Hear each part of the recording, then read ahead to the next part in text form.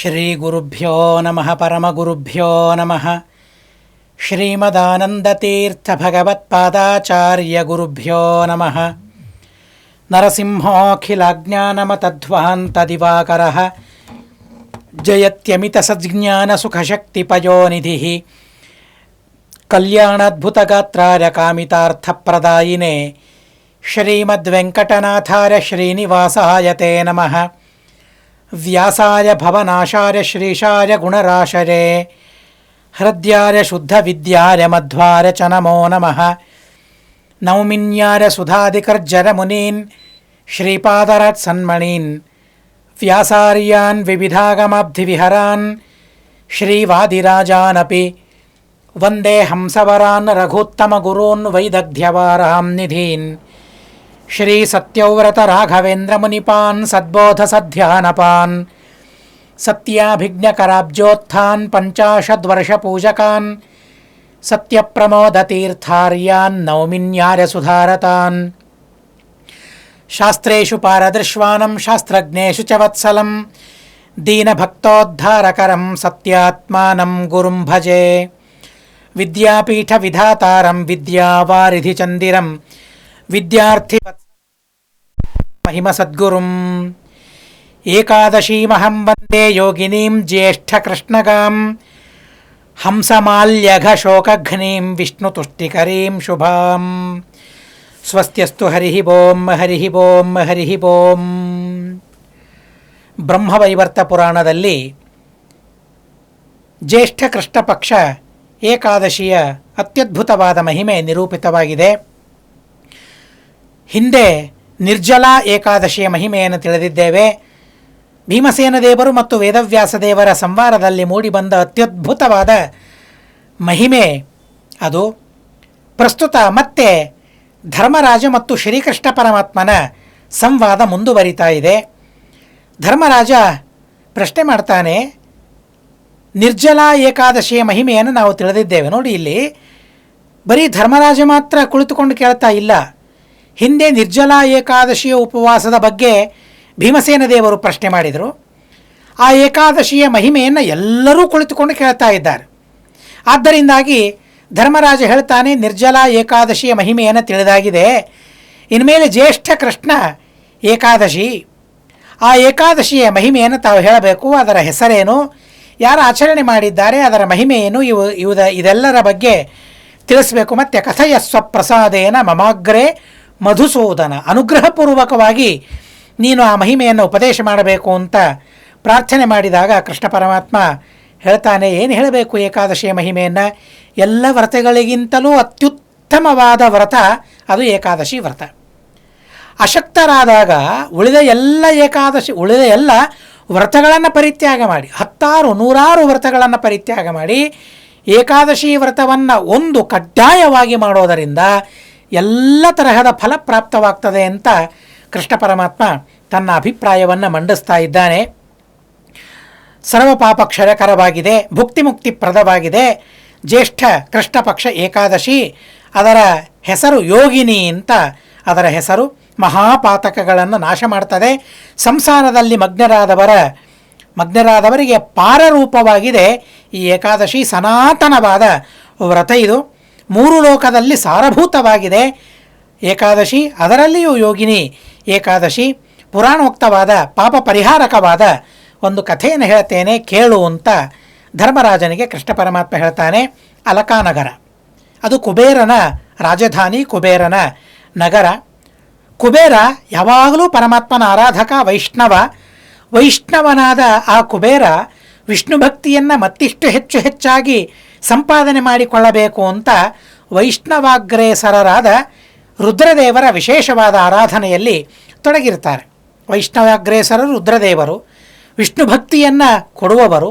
ಹೀಗಾಗಿ ವಿಷ್ಣು ಭಕ್ತಿಯನ್ನು ಕೊಡುವ ಮಹಾನುಭಾವರಾದ ರುದ್ರದೇವರ ಪೂಜೆಯನ್ನು ಮಾಡ್ತಾ ಆ ರುದ್ರದೇವರಿಗೆ ನಿರಂತರ ಆ ವಿಷ್ಣು ಭಕ್ತಿಯನ್ನು ಪ್ರಾರ್ಥನೆ ಮಾಡ್ತಾ ಇರುವ ಮಹಾನುಭಾವರು. ರುದ್ರದೇವರ ಪೂಜೆಯನ್ನು ಅತಿ ವಿಶೇಷವಾಗಿ ಅವರು ಮಾಡ್ತಾ ಇರ್ತಾರೆ ಪ್ರತಿನಿತ್ಯವೂ ಕೂಡ. ರುದ್ರದೇವರ ವಿಶೇಷವಾದ ಪೂಜೆಗಾಗಿ ಹೇಮಮಾಲಿ ಎಂಬ ಒಬ್ಬ ಸೇವಕ ಮಾನಸ ಸರೋವರದಿಂದ ಆ ಕಮಲ ಪುಷ್ಪಗಳನ್ನು ಒದಗಿಸಿ ಕೊಡ್ತಾನಂತೆ.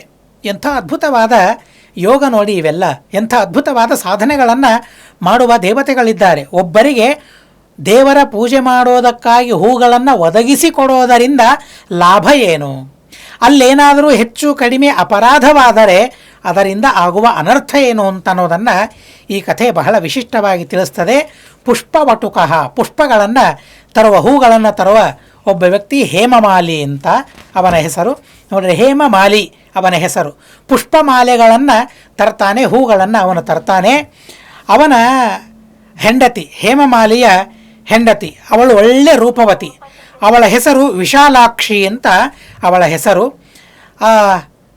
ಆ ವಿಶಾಲಾಕ್ಷಿಯಲ್ಲಿ ವಿಶೇಷವಾದ ಸ್ನೇಹ ಆ ಹೇಮಮಾಲಿಗೆ. ಪರಸ್ಪರ ಅವರಿಬ್ಬರೂ ಕೂಡ ಸ್ನೇಹದಿಂದ ದಂಪತಿಗಳಾಗಿ ದೇವರ ಆರಾಧನೆಯನ್ನು ಮಾಡ್ತಾ ಇದ್ದಾರೆ.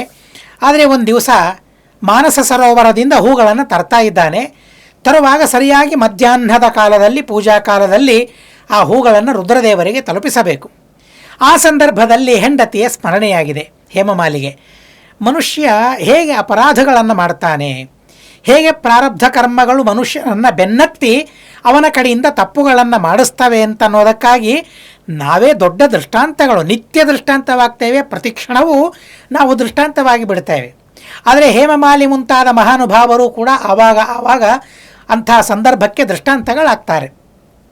ಹೂಗಳನ್ನು ಒಯ್ತಾ ಇದ್ದಾರೆ. ಮಧ್ಯದಲ್ಲಿ ಹೆಂಡತಿಯ ನೆನಪಾಗಿದೆ.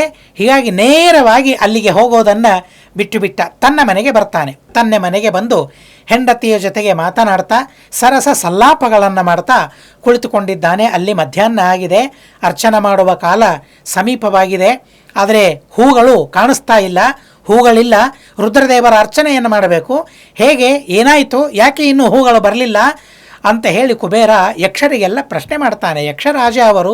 ಹೀಗಾಗಿ ಯಕ್ಷರಿಗೆ ಪ್ರಶ್ನೆ ಮಾಡ್ತಾನೆ. ಅಲ್ಲಿರುವ ಸೇವಕರಿಗೆಲ್ಲ ಪ್ರಶ್ನೆ ಮಾಡಿದಾಗ ಸೇವಕರು, ಅವರಿಗೆ ನೋಡಿ ಎಂಥ ವಿಚಿತ್ರವಾದ ಜ್ಞಾನ. ಸೇವಕರು ಹೇಳ್ತಾರೆ, ಇಲ್ಲ, ಇವತ್ತು ಹೇಮಮಾಲಿ ಬಂದಿಲ್ಲ, ಹೂಗಳನ್ನು ತಂದಿದ್ದಾನೆ, ಮಾನಸ ಸರೋವರಕ್ಕೆ ಹೋಗಿದ್ದಾನೆ, ಹೂಗಳನ್ನು ತಂದಿದ್ದಾನೆ.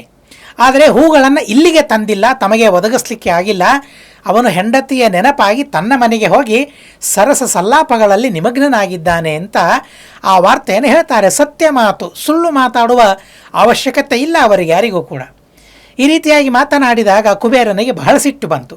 ಅಲ್ಲ, ರುದ್ರದೇವರ ಆರಾಧನೆ ಮಾಡ್ತಾ ಇದ್ದೇನೆ, ರುದ್ರದೇವರ ಆರಾಧನೆಗೆ ಹೂಗಳನ್ನು ಒದಗಿಸಿ ಕೊಡುವ ಅತಿ ದೊಡ್ಡ ಸೇವಾವಕಾಶವನ್ನು ಅವನಿಗೆ ಕೊಟ್ಟಿದ್ದೇನೆ.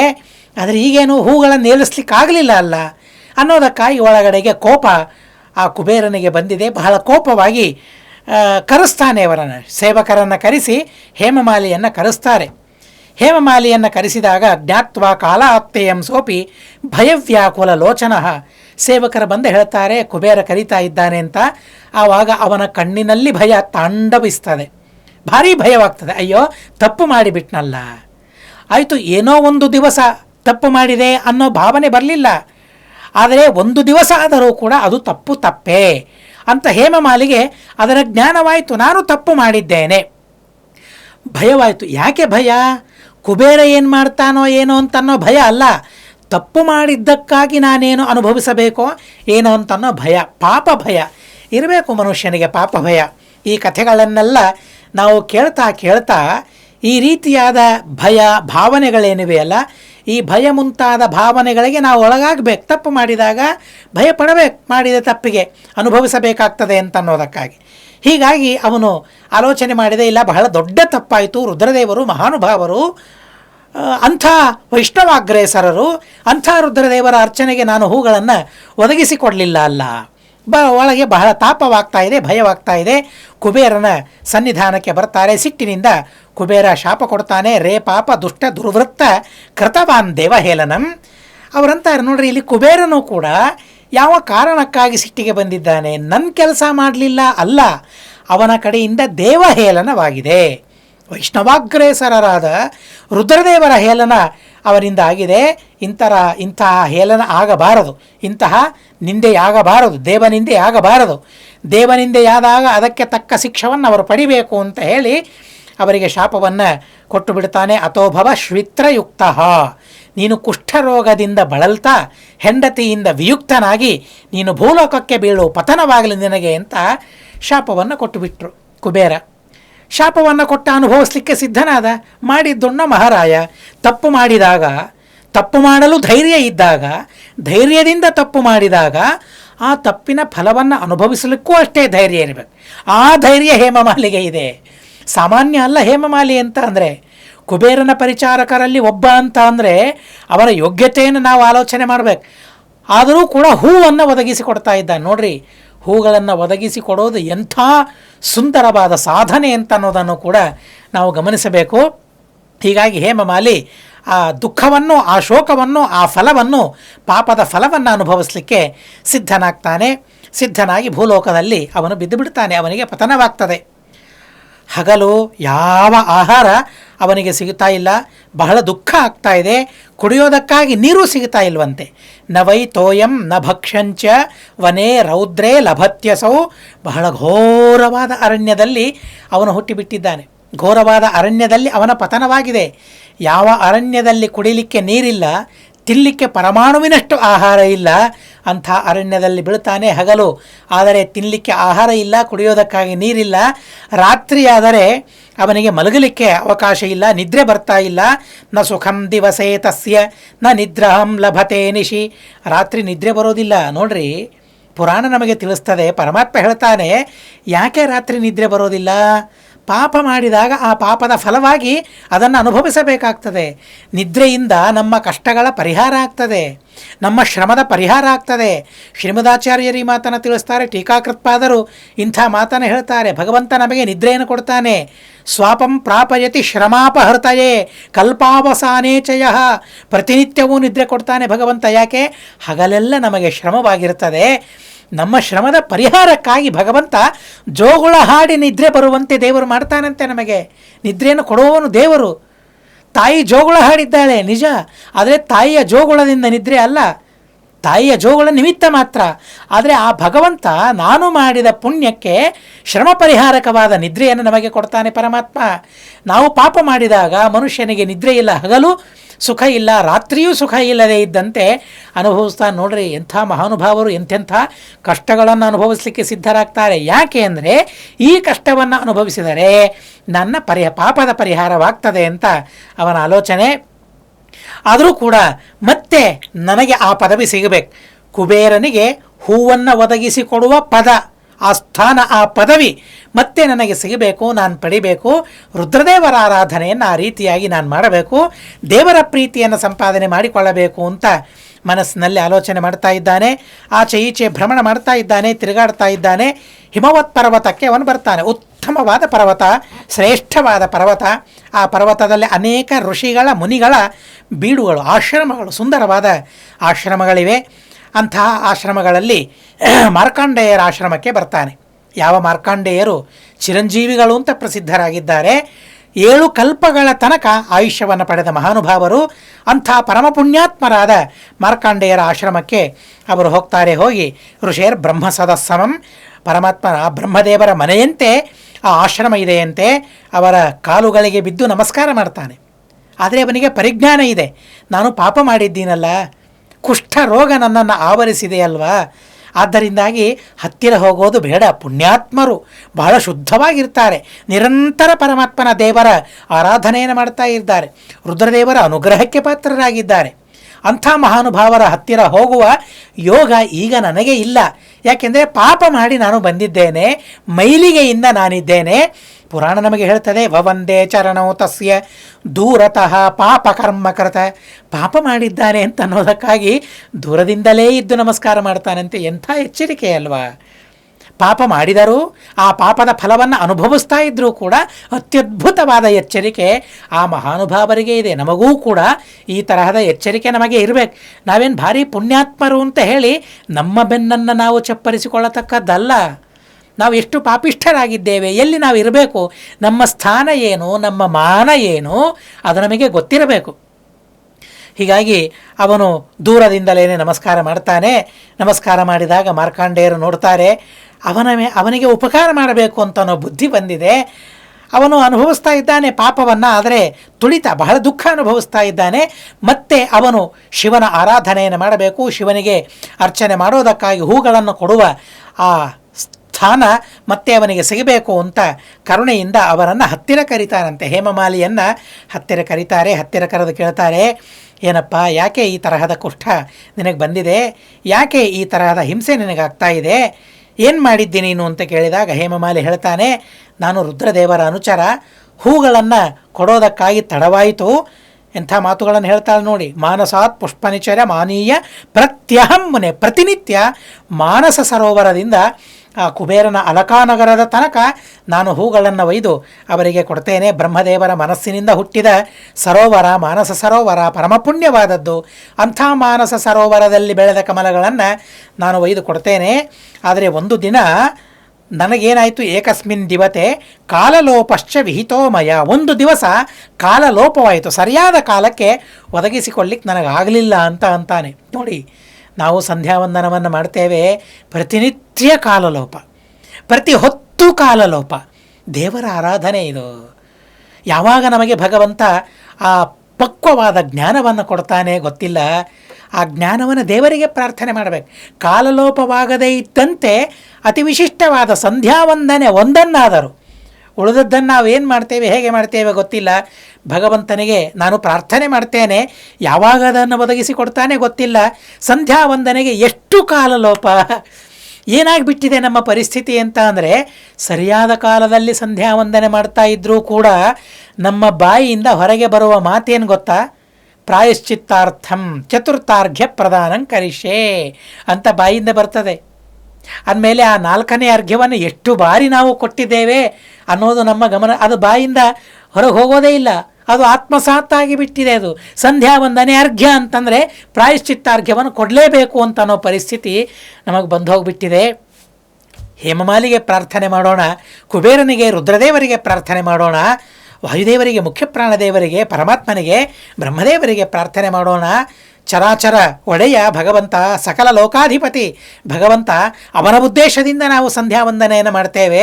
ಗಾಯತ್ರಿಯಿಂದ ಅವನ ಚಿಂತನೆಯನ್ನೇ, ಅವನ ಧ್ಯಾನವನ್ನೇ ನಾವು ಮಾಡ್ತೇವೆ, ಅವನ ಸ್ಮರಣೆಯನ್ನು ಮಾಡ್ತೇವೆ. ಹೀಗಾಗಿ ಆ ಮಂತ್ರಾರ್ಥದ ಅನುಸಂಧಾನ ಮಾಡುವ ಯೋಗವನ್ನು ಕೊಡು. ಸರಿಯಾದ ಕಾಲದಲ್ಲಿ ಸಂಧ್ಯಾವಂದನೆ ಮುಂತಾದ ಕರ್ಮಗಳನ್ನು ಮಾಡುವ ಯೋಗವನ್ನು ಕೊಡು. ಏಕಾದಶಿ ಮುಂತಾದ ಪ್ರಸಂಗಗಳು ಬಂದಾಗ ಆ ಏಕಾದಶಿ ಉಪವಾಸ ಮಾಡುವ ಯೋಗವನ್ನು, ಯೋಗ್ಯತೆಯನ್ನು ಕೊಡು ಅಂತ ನಾವು ಅವರಿಗೆಲ್ಲ ಪ್ರಾರ್ಥನೆ ಮಾಡಬೇಕು. ಒಂದು ದಿವಸ ಆ ಕಾರ್ಯ ಲೋಪವಾದದ್ದಕ್ಕಾಗಿ, ಸಮಯ ಲೋಪವಾದದ್ದಕ್ಕಾಗಿ ನನಗೆ ಈ ತರಹದ ಮತ್ತೆ ಶಾಪ ಬಂದಿದೆ. ಹೆಂಡತಿಯ ಸುಖ ಇಲ್ಲ, ಹೆಂಡತಿಯಿಂದ ವಿಯುಕ್ತಳಾಗಿದ್ದೇನೆ. ಯಾಕೆ? ಹೆಂಡತಿಯನ್ನು ನೆನೆದು ನಾನು ಹೆಂಡತಿಯ ಹತ್ತಿರ ಹೋದೆ.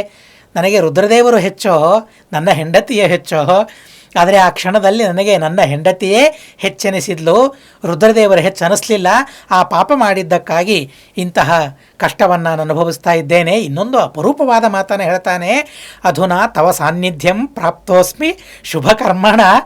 ಏನು ನಿಜವಾಗಿ ಆ ಹೇಮಮಾಲಿಯ ಮಾತುಗಳು ಕೇಳ್ತಾ ಇದ್ದರೆ ಮೈ ರೋಮಾಂಚನವಾಗ್ತದೆ. ಎಂಥೆಂಥ ಮಹಾನುಭಾವರಿದ್ದಾರೆ, ಎಂಥೆಂಥ ಪರಿಚಾರಕರಿದ್ದಾರೆ. ಇಲ್ಲಿ ನೋಡಿ, ಈ ಯಾವ ದೇವತೆ ಏನಾಗ್ತದೆ ಎಲ್ಲಿಯೂ ಬೇರೆ ಕಡೆಗೆ ಬರೋದಿಲ್ಲ. ಆದರೆ ಒಬ್ಬ ಕೃಷ್ಣ ಪರಮಾತ್ಮ ಹೇಮಮಾಲಿಯ ಹೆಸರು ಹೇಳಿ ಅವನ ಈ ವಿಚಿತ್ರವಾದ ಮನಸ್ಸಿನಲ್ಲಿಯ ಭಾವನೆಗಳನ್ನು ನಮಗೆ ತಿಳಿಸ್ತಾನಲ್ಲ ಕೃಷ್ಣ ಪರಮಾತ್ಮ. ಏಕಾದಶಿಯ ಮಹಿಮೆಗಳನ್ನು ತಿಳಿತಾ ಇದ್ದೇವೆ ಅಂತ ಅನ್ನೋದಕ್ಕಾಗಿ ಆ ಹೇಮಮಾಲಿ ಮಹಾನುಭಾವನ ಹೆಸರನ್ನಾದರೂ ಉಚ್ಚಾರಣೆ ಮಾಡುವ ಯೋಗ್ಯತೆ ನಮಗೆ ಬಂದಿದೆ. ಈ ಉದ್ದೇಶವೇ ನಮಗೆ ಬರಲಿಲ್ಲ ಅಂತಾದರೆ ಹೇಮಮಾಲಿಯ ಬಗ್ಗೆ ಎಲ್ಲಿ ಹೇಳ್ತಾ ಇದ್ವಿ, ಹೇಮಮಾಲಿಯ ಬಗ್ಗೆ ಎಲ್ಲಿ ಕೇಳ್ತಾ ಇದ್ವಿ? ಎಂಥ ವಿಚಿತ್ರವಾದ ಮಾತಾಡ್ತಾನೆ, ಎಂಥ ಅದ್ಭುತವಾದ ಮಾತಾಡ್ತಾನೆ ಹೇಮಮಾಲಿ. ಸ್ವಾಮಿ, ಎಲ್ಲಿಯೋ ಕಷ್ಟ, ನಿರ್ಜನ ಗೊಂಡಾರಣ್ಯದಲ್ಲಿ ನಾನಿದ್ದೆ, ಕುಡಿಲಿಕ್ಕೆ ನೀರಿಲ್ಲ, ತಿನ್ನಲಿಕ್ಕೆ ಆಹಾರ ಇಲ್ಲ, ಅಂಥ ಪ್ರದೇಶದಲ್ಲಿ ನಾನು ಬಿದ್ದುಬಿಟ್ಟಿದ್ದೆ. ಆದರೆ ಈಗ ನಿಮ್ಮ ಹತ್ರ ಬಂದಿದ್ದೇನೆ, ನಿಮ್ಮ ಸನ್ನಿಧಾನಕ್ಕೆ ಬಂದಿದ್ದೇನೆ ಅಂತಂದರೆ ಅದೇನು ಸುಮ್ಮನೆ ಅಲ್ಲ. ಎಷ್ಟು ಜನ್ಮಗಳ ಪುಣ್ಯ ಗೊತ್ತಿಲ್ಲ. ಪ್ರಾಪ್ತೋಸ್ಮಿ ಶುಭಕರ್ಮಣ, ನಾನು ಮಾಡಿದ ಶುಭಕರ್ಮದಿಂದ ನಿಮ್ಮ ಸನ್ನಿಧಾನಕ್ಕೆ ನಾನು ಬಂದಿದ್ದೇನೆ ಅಂತ ಹೇಳ್ತಾರೆ. ಜ್ಞಾನಿಗಳ ಹತ್ರ ಹೋಗ್ತೇವೆ, ಗುರುಗಳ ಹತ್ರ ಹೋಗ್ತೇವೆ, ಸ್ವಾಮಿಗಳ ಹತ್ರ ಹೋಗ್ತೇವೆ, ದೇವಾಲಯಗಳಿಗೆ ಹೋಗ್ತೇವೆ. ಹೋದಾಗ ನಮಗೆ ಯಾವ ತರಹದ ಭಾವನೆ ಇರಬೇಕು ಅಂತನ್ನೋದಕ್ಕಾಗಿ ಒಂದು ಝಲಕ್, ಒಂದು ಸ್ಯಾಂಪಲ್ಲನ್ನು ಮಹಾನುಭಾವರಾದ ಹೇಮಮಾಲಿಗಳು ಕೊಡ್ತಾರೆ. ಶುಭಕರ್ಮ ಇದ್ದದ್ದಕ್ಕಾಗಿ ನಾವು ಗುರುಗಳ ಹತ್ರ ಹೋಗ್ತೇವೆ, ಸ್ವಾಮಿಗಳ ಹತ್ರ ಹೋಗ್ತೇವೆ, ದೇವರ ದರ್ಶನವನ್ನು ಮಾಡಿಕೊಳ್ತೇವೆ. ಹೊರತು ಆ ಶುಭಕರ್ಮನೇ ಇಲ್ಲ ಅಂತಾದರೆ, ಹಾಗಾದರೆ ಇಂಥ ದೇವರ ದರ್ಶನ ಮತ್ತೆ ಮತ್ತೆ ನಮಗೆ ಆಗ್ತಾ ಇರಬೇಕು ಅಂತಾದರೆ ಶುಭಕರ್ಮಗಳನ್ನು ಮತ್ತೆ ಮತ್ತೆ ನಾವು ಮಾಡ್ತಾ ಇರಬೇಕು ಅಂತನ್ನೋ ಸಂದೇಶವನ್ನು ಕೊಡ್ತಾನೆ.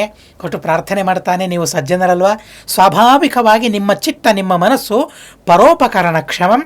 ಎಷ್ಟು ಸಾಮರ್ಥ್ಯ ನಿಮ್ಮ ಮನಸ್ಸಿಗೆ ಅಂತಂದರೆ ಯಾವಾಗಲೂ ಪರೋಪಕಾರ ಮಾಡಬೇಕು ಅಂತ. ಸುಮ್ಮನೆ ಅಲ್ಲ ಅದು, ಆ ಸಾಮರ್ಥ್ಯವೇ ಬೇರೆ ಸಾಮರ್ಥ್ಯ. ಅದು ಆ ಸಾಮರ್ಥ್ಯವು ನಮಗೆ ಬರಬೇಕು. ಹೇಮಮಾಲಿಯಷ್ಟು ಸಾಮರ್ಥ್ಯ ಬೇಡ, ನಮಗಷ್ಟು ಸಾಮರ್ಥ್ಯ ಬರೋದಿಲ್ಲ, ಅಲ್ವೇ ಅಲ್ಲ, ನಮ್ಮ ಯೋಗ ಅಲ್ಲ, ನಮ್ಮ ಯೋಗ್ಯತೆ ಅಲ್ಲ ಅದು. ಆದರೆ ನಮಗೂ ಕೂಡ ಪರೋಪಕಾರ ಮಾಡುವ, ಪರಮಾಣುವಷ್ಟು ಪರೋಪಕಾರ ಮಾಡುವ ಸಾಮರ್ಥ್ಯ ಅದಾದರೂ ನಮಗೆ ಬರಬೇಕು ಅಂತ ನಾವು ಭಾವಿಸಬೇಕು, ನಾವು ಪ್ರಾರ್ಥನೆ ಮಾಡಬೇಕು. ಹೇಮಮಾಲಿಗೆ ಕೇಳಿಕೊಳ್ಳಬೇಕು, ಮಾರ್ಕಂಡೇಯರಿಗೆ ಕೇಳಿಕೊಳ್ಳಬೇಕು, ಮಾರ್ಕಂಡೇಯರೇ ನಿಮ್ಮ ಮನಸ್ಸಿಗೆ ಇರುವ ಸಾಮರ್ಥ್ಯ ಏನು? ಇದು ಮನಸ್ಸಿನ ಸಾಮರ್ಥ್ಯ. ಏನು ನಮ್ಮ ಮನಸ್ಸಿನ ಸಾಮರ್ಥ್ಯ? ನೂರಾರು ವಿಷಯಗಳನ್ನು ಚಿಂತನೆ ಮಾಡೋದು ಮನಸ್ಸಿನ ಸಾಮರ್ಥ್ಯ ಅಲ್ಲ.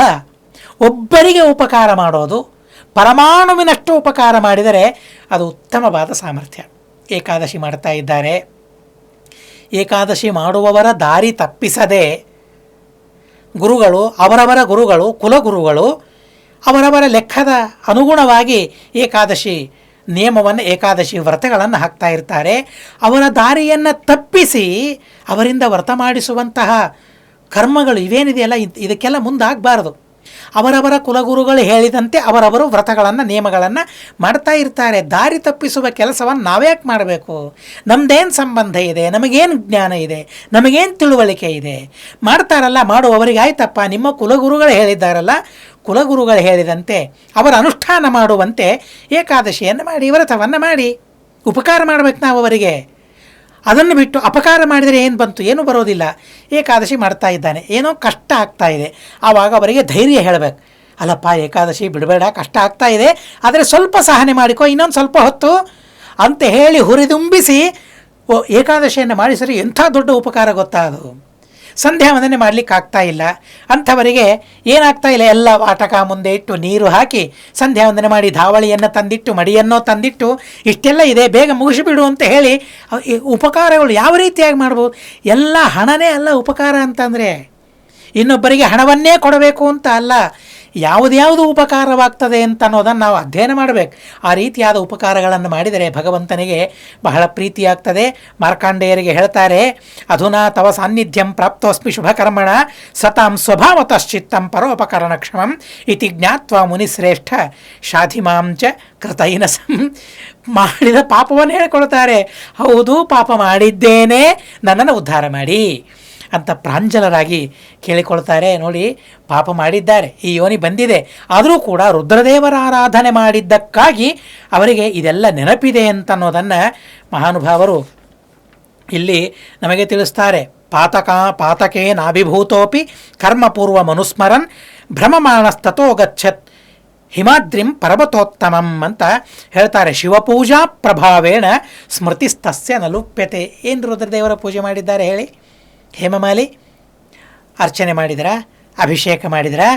ಅವರು ಮಾಡಿದ ರುದ್ರದೇವರ ಪೂಜೆ ಏನು ಅಂತಂದರೆ ರುದ್ರದೇವರ ಪೂಜೆಗೆ ಹೂಗಳನ್ನು ಒದಗಿಸಿ ಕೊಡೋದು. ಆದರೆ ಪುರಾಣ ಅದನ್ನು ಹೇಗೆ ಗುರುತಿಸ್ತದೆ? ಕೃಷ್ಣ ಪರಮಾತ್ಮ ಅದನ್ನು ಹೇಗೆ ಗುರುತಿಸಿಕೊಂಡಿದ್ದಾನೆ ಅಂತಂದರೆ, ಅವನು ಒದಗಿಸಿದ್ದು ಹೂ, ಆದರೆ ಅವರು ದೇವರ ಪೂಜೆ ಮಾಡಿದ್ದಾನೆ ಅಂತ ಪುರಾಣ ಗುರುತಿಸಿಕೊಳ್ತದೆ. ನಮ್ಮ ಯೋಗ್ಯತೆಗೆ ತಕ್ಕಂತೆ ನಾವು ಮಾಡುವ ಕರ್ಮಗಳೆಲ್ಲವೂ ಕೂಡ ದೇವರ ಪೂಜೆಯೇ, ದೇವರ ಆರಾಧನೆಯೇ. ಎಂಥ ಅದ್ಭುತವಾದ ಸಂದೇಶವನ್ನು ನಮಗೆ ಕೊಡ್ತದೆ. ಆದ್ದರಿಂದಾಗಿ ನಾನು ಪೂಜೆ ಮಾಡಿಲ್ಲ, ಪೂಜೆ ಮಾಡುವ ಯೋಗ್ಯತೆ ನನಗಿಲ್ಲ ಅಂತ ಚಿಂತಿಸುವ ಕಾರಣ ಇಲ್ಲ. ಪೂಜೆ ಮಾಡುವವರಿಗಾಗಿ, ಪೂಜೆ ಮಾಡುವ ಯೋಗ್ಯತೆ ಅಧಿಕಾರ ಇದ್ದವರಿಗಾಗಿ ನಾವು ಒದಗಿಸಿಕೊಡ್ತೀವಲ್ಲ, ಅದೂ ದೊಡ್ಡದಾದ ಪೂಜೆ. ಹೀಗಾಗಿ ಆ ಪೂಜೆಯನ್ನು ಮಾಡಿದ್ದಾರೆ ಪ್ರತಿನಿತ್ಯ ಸಕಾಲದಲ್ಲಿ. ಏನೋ ಒಂದು ದಿವಸ ತಪ್ಪಿದ ಅಂತ ಅನ್ನೋದಕ್ಕಾಗಿ ಈ ತರಹದ ದುಃಖವನ್ನು ಅನುಭವಿಸಬೇಕಾಯಿತು. ಬೇರೆ ಬೇರೆ ಪ್ರಾರಬ್ಧಗಳಿರಬಹುದು, ಇಲ್ಲ ಅಂತ ಅಲ್ಲ. ಆದರೆ ಪ್ರತಿನಿತ್ಯ ರುದ್ರದೇವರ ಪೂಜೆಗೆ ಹೂಗಳನ್ನು ಒದಗಿಸಿಕೊಡ್ತಾ ಇದ್ದಾನಲ್ಲ, ಇಂಥ ಅದ್ಭುತವಾದ ರುದ್ರದೇವರ ಪೂಜೆಯನ್ನು ಮಾಡಿದ್ದಕ್ಕಾಗಿ ಅವನಿಗೆ ಪೂರ್ವಜನ್ಮದ ಸ್ಮರಣೆ ಅವನಿಗೆ ಹೋಗಿಲ್ಲ, ಪೂರ್ವಜನ್ಮದ ನೆನಪು ಅವನಿಗೆ ಹಾಗೇನೇ ಇದೆ. ಮಾರ್ಕಾಂಡೇಯರು ಹೇಳ್ತಾರೆ, ಆಯ್ತಪ್ಪ, ನಾನು ನಿನಗೆ ಒಂದು ವ್ರತವನ್ನು ಉಪದೇಶ ಮಾಡ್ತೇನೆ. ತ್ವಯಾ ಸತ್ಯಮಿಹ ಪ್ರೋಕ್ತಂ ನಾ ಸತ್ಯಂ ಭಾಷಿತಂ ಯತಃ ಅತೋ ವ್ರತೋಪದೇಶಂತೆ ಕರಿಷ್ಯಾಮಿ ಶುಭಪ್ರದಂ. ಮಾರ್ಕಾಂಡೇಯರಂಥ ವಿಚಿತ್ರವಾದ ಮಾತುಗಳನ್ನು ಹೇಳ್ತಾರೆ. ನಿಜವಾಗಿ ಇವುಗಳನ್ನು ಹೇಳುವಾಗ ಕೇಳುವಾಗ ಮೈ ರೋಮಾಂಚನ ಆಗ್ತದೆ. ಆದರೆ ಅವುಗಳನ್ನು ಅನುಷ್ಠಾನ ಮಾಡುವ ಯೋಗ ಮಾತ್ರ ಪೂರ್ಣವಾಗಿ ನಮಗೆ ದೊರಕೋದಿಲ್ಲ. ಮತ್ತೆ ಮಾರ್ಕಾಂಡೇಯರಿಗೆ ಶರಣಾಗಬೇಕು. ನೀವು ಹೇಳಿದ್ದೀರಲ್ಲ, ನಿಮ್ಮ ಭಾವನೆ ಇದಲ್ವಾ, ಹೀಗಾಗಿ ನಮ್ಮ ಕಡೆಯಿಂದಲೂ ಆ ವ್ರತವನ್ನು ಮಾಡಿಸಿ ಅಂತ ಅವರಿಗೆ ಪ್ರಾರ್ಥನೆ ಮಾಡೋಣ. ಅವರಂತಾರೆ, ನೋಡಪ್ಪ, ನೀನು ನನ್ನ ಮುಂದೆ ಬಂದು ಸತ್ಯ ಮಾತನಾಡಿದೆಯಲ್ಲ, ನೀನೇನು ಅಪರಾಧ ಮಾಡಿದೆಯೋ ಸಂಕೋಚ ಮಾಡಿಕೊಳ್ಳಿಲ್ಲ. ನೀನು ಮಾಡಿದ ಅಪರಾಧವನ್ನು ಹೇಳ್ಕೊಳ್ಳಿಕ್ಕೆ ತ್ವಯಾ ಸತ್ಯಮಿಹ ಪ್ರೋಕ್ತಂ, ನನ್ನ ಮುಂದೆ ಸತ್ಯ ಮಾತುಗಳನ್ನು ಹೇಳಿದಿ, ಆ ಸತ್ಯ ಮಾಡಲಿಲ್ವಲ್ಲ, ಅಸತ್ಯ ಮಾತನಾಡಿಲ್ಲ, ನೀನು ಸತ್ಯವನ್ನೇ ಮಾತನಾಡಿದಿ. ಬಹಳ ಸಂತೋಷವಾಯ್ತಪ್ಪ, ನನಗೆ ಬಹಳ ಸಂತೋಷವಾಯಿತು. ಪಾಪವನ್ನು ಮಾಡಿದ್ದೇನೆ ಅಂತ ಹೇಳಿಕೊಂಡಿಯಲ್ಲ, ಸತ್ಯವಾದ ಮಾತನ್ನು ಹೇಳಿದೆಯಲ್ಲ, ಬಹಳ ಸಂತೋಷವಾಗಿದೆ. ಆದ್ದರಿಂದ ನಿನಗೊಂದು ಉತ್ತಮವಾದ ವ್ರತವನ್ನು ಉಪದೇಶ ಮಾಡ್ತೇನೆ ಅಂತ ಹೇಳ್ತಾರೆ. ನೋಡಿರಿ, ಏಕಾದಶಿ ವ್ರತವನ್ನು ಮಾಡುವವರು ಮೊದಲಿಗೆ ಒಂದು ವ್ರತವನ್ನು ಮಾಡಬೇಕಂತೆ. ಏನಾ ವ್ರತ ಅಂತಂದರೆ ಸತ್ಯವ್ರತ. ಸತ್ಯ ಮಾತುಗಳನ್ನಾಡುವವರಿಗೆ ಏಕಾದಶಿಯನ್ನು ಮಾಡುವ ಅಧಿಕಾರ, ಏಕಾದಶಿಯನ್ನು ಮಾಡಿ ಆ ಪುಣ್ಯವನ್ನು ಗಳಿಸುವ ಅಧಿಕಾರ ಇರ್ತದೆ ಅಂತ ಅನ್ನೋದನ್ನು ಸೂಚನೆ ಕೊಡ್ತಾರೆ. ಏಕಾದಶಿ ಬರ್ತಾ ಇದೆ, ಸತ್ಯ ಮಾತುಗಳನ್ನಾಡೋಣ. ಸತ್ಯ ಮಾತುಗಳನ್ನಾಡಿ ಅಧಿಕಾರವನ್ನು ಪಡೆದು ನಾವು ಆ ಏಕಾದಶಿಯನ್ನು ಮಾಡೋಣ. ನಮ್ಮ ಯೋಗ್ಯತೆಗೆ ತಕ್ಕಂತೆ ಪುಣ್ಯವನ್ನು ಪಡೆಯೋಣ. ಶುಭಪ್ರದವಾದ ವ್ರತವನ್ನು ಉಪದೇಶ ಮಾಡ್ತೇನೆ. ಜ್ಯೇಷ್ಠ ಮಾಸ ಕೃಷ್ಣ ಪಕ್ಷ ಏಕಾದಶಿ ಯೋಗಿನಿ ಏಕಾದಶಿ. ಆ ಯೋಗಿನಿ ಏಕಾದಶಿಯ ವ್ರತವನ್ನು ನೀನು ಮಾಡಿದರೆ ಕುಷ್ಠರೋಗದಿಂದ ಮುಕ್ತನಾಗ್ತಿ. ಮತ್ತು ನಿನ್ನ ಹೆಂಡತಿಯ ಯೋಗ, ಅವಳ ಸಂಯೋಗ ನಿನಗೆ ಸಿಗುತ್ತದೆ. ಹೆಂಡತಿಯ ಜೊತೆಗೆ ಸುಖವಾಗಿ ನೀನಿರ್ತೀಯ.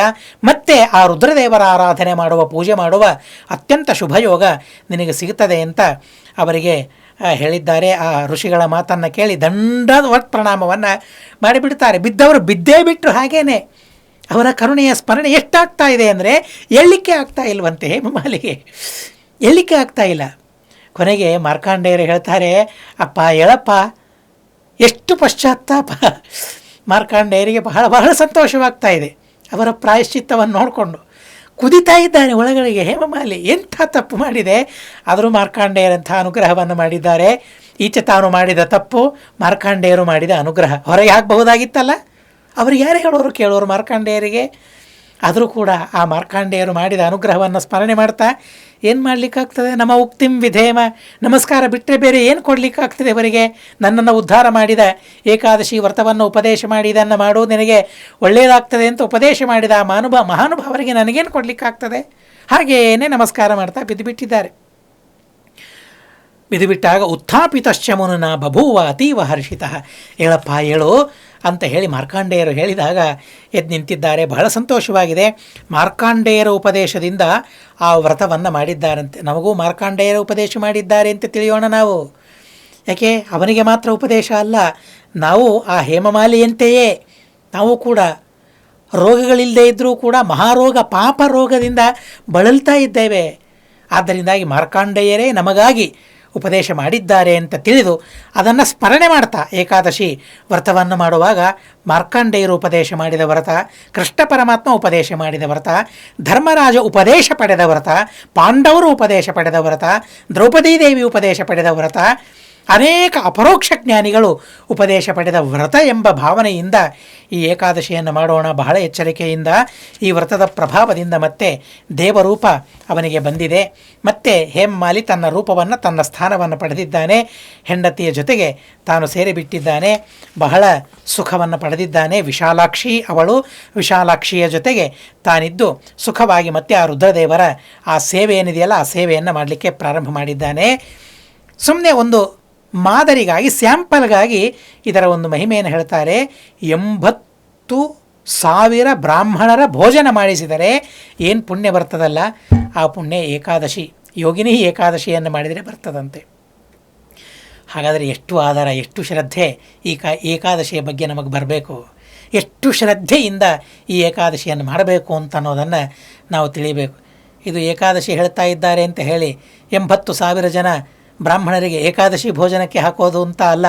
ಹಾಗೆ ಯಾರೂ ನೀವು ತಿಳಿಯೋದೇ ಇಲ್ಲ, ನೀವು ನಾವು ತಿಳಿಯೋದೇ ಇಲ್ಲ. ಆದರೆ 80,000 ಬ್ರಾಹ್ಮಣರಿಗೆ ಭೋಜನ ಮಾಡಿಸಿದ ಫಲ, ಒಬ್ಬ ಬ್ರಾಹ್ಮಣನಿಗೆ ಭೋಜನ ಹಾಕಿಸಿದರೆ ಎಂಥ ಫಲ ಅಂತ ಅನ್ನೋದನ್ನೇ ಹೇಳ್ತಾರೆ. ಅದರಲ್ಲಿ 80,000 ವೇದಾಧ್ಯಯನ ಮಾಡಿದ ಬ್ರಾಹ್ಮಣರಿಗೆ